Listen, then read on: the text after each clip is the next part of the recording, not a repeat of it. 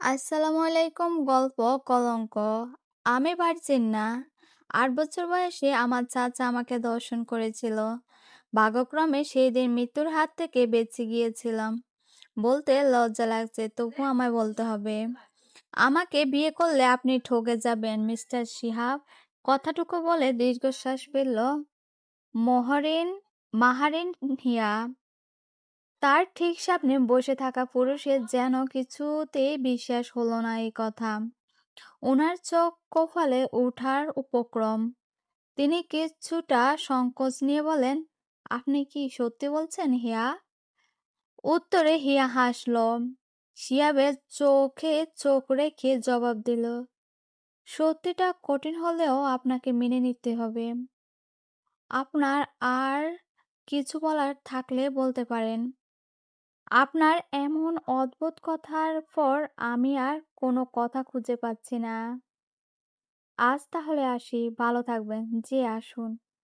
বেরিয়ে গেল শিহাব। কিছুক্ষণ আগেই সম্বন্ধ এসেছে হিয়ার, যদিও তার এখনো বিয়ের বয়স হয়নি। অসম্ভব রূপবতী হওয়ার কারণে প্রচুর বিয়ের সম্বন্ধ আসে। আজও ঠিক একই কাণ্ড ঘটেছে। ছেলে ডাক্তার। বাড়ির সকলে রাজি ছিল এ ব্যাপারে। তবে ছেলে যখন হিয়ার সঙ্গে একান্তে কথা বলতে চাইল, তখন সে আর তার মায়ের কানে কানে কি সব তখন সে আর সত্যিটা লুকিয়ে রাখতে পারল না। শিহাব বাইরে এসে তার মায়ের কানে কানে কি সব বলতেই তিনি উঠে জানালো তিনি ছেলেকে এখানে বিয়ে দেবেন না। কারোরই কিছু বলার ছিল না।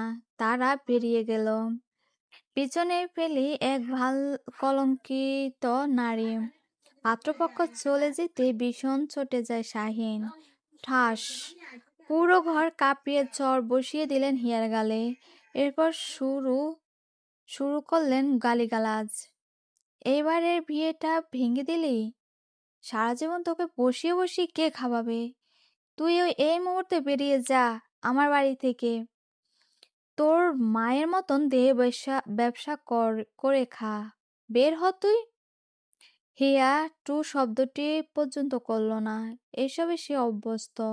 সে আগে জায়গা স্থির। শাহিনের জেদও কমেনি তাতেও। এবারও সে চুলে মুঠি ধরে ধরল হিয়ার। দেয়ালে মাথায় ঢুকে দিল। দেওয়ালের সঙ্গে লেগে কপালে দিকটা কেটে গেছে, রক্ত বের হচ্ছে। এ তো সবার মাঝে হিয়ার সামনে দাঁড়িয়ে থাকা মহিলা মহিলাটা নিষিদ্ধ দূরের কথা, নড়ল না অব্দি। হা! যেখানে শাহিন তার নিজের বাবা হয়ে এইসব করে, সেখানে এই নারী তো তার কেউ না। তোর মায়ের জায়গায় হয়েছে পতিতালয়।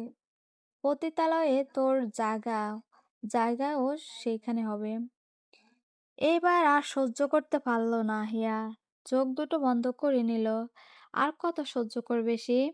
সে ঘটনার পর বিকেল গড়িয়ে রাত হলো, হিয়া সামান্য পানিটুকুও মুখে দিল না।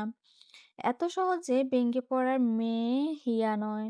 তবুও আজ কিছুতেই নিজেকে শক্ত করে রাখতে পারল না। ইচ্ছে করলো সিলিং ফ্যানের সাথে ঝুলে যেতে।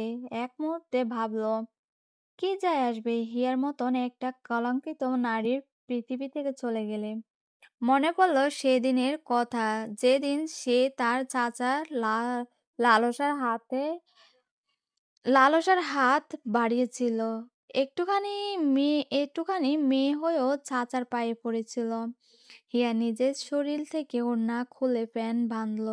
এরপর চোখ দুটো বন্ধ করল। অমনি দরজায় কারো আসার শব্দ হলো। ঠিক যেমনটি হয়েছে কয়েক বছর আগে। সেদিনও তার চাচা এইভাবে রুমে এসেছিল। হিয়ার রুমে হিয়ার রুমে তো এই সময় কারো আসার কথা না। তবে কি সে পশু এলো? হিয়া এবার বিছানায় নিচ থেকে লুকিয়ে রাখা তোয়াল্লা তুলে নিল। তারপর এগিয়ে চলল দরজার দিকে। বেশ শব্দ করে দরজা খুলে দিল সে। গল্প চলবে। পরবর্তী পার্টের জন্য সবাই অপেক্ষা করো। আর আজকের মতন এখানে এসে সবাই ভালো থেকো, সুস্থ থেকো। আল্লাহ হাফেজ।